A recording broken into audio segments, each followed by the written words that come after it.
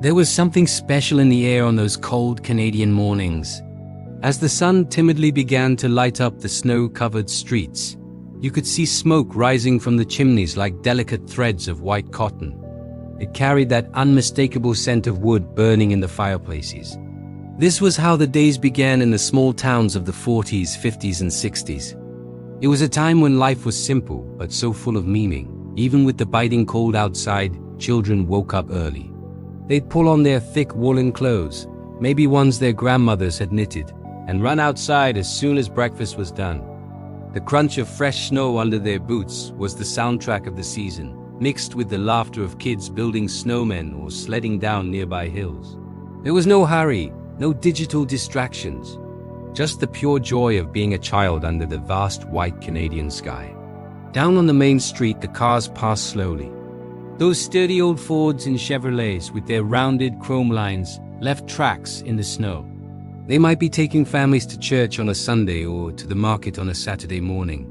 The sound of their engines was smooth, almost comforting. Drivers would wave to each other because, well, everyone knew everyone. The streets were so safe that kids played freely until nightfall, and no parent felt that gnawing fear we know today. The local market was the heart of the town. Inside, the smell of fresh bread mingled with the aroma of brewing coffee and apples stored since autumn. The shopkeeper knew every customer by name, asked about your family, and commented on the weather. Shopping wasn't just a transaction.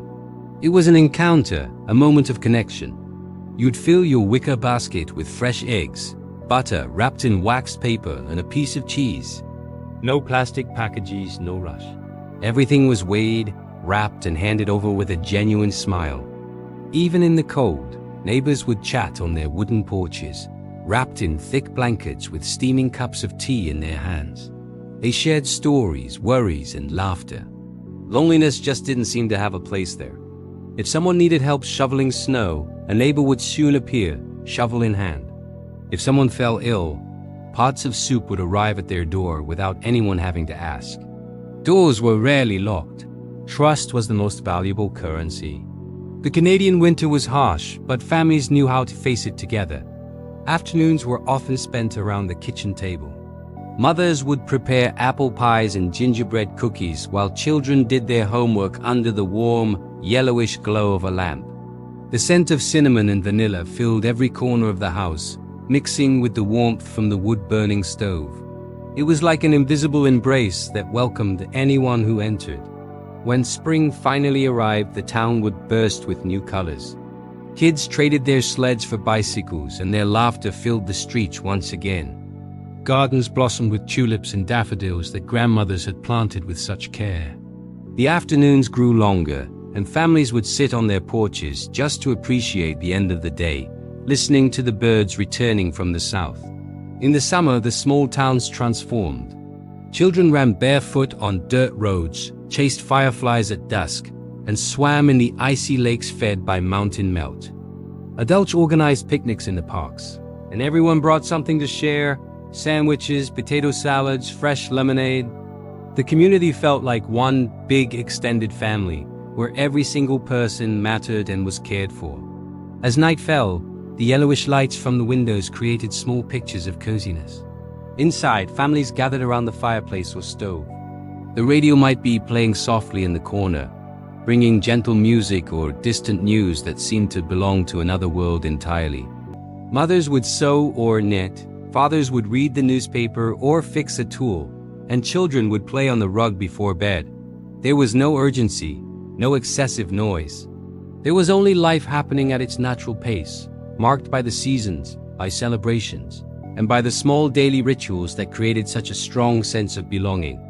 The baker who opened his door before dawn, the postman who knew every address by heart, the church bell that marked the hours, the kids walking to school with their books tied in leather straps.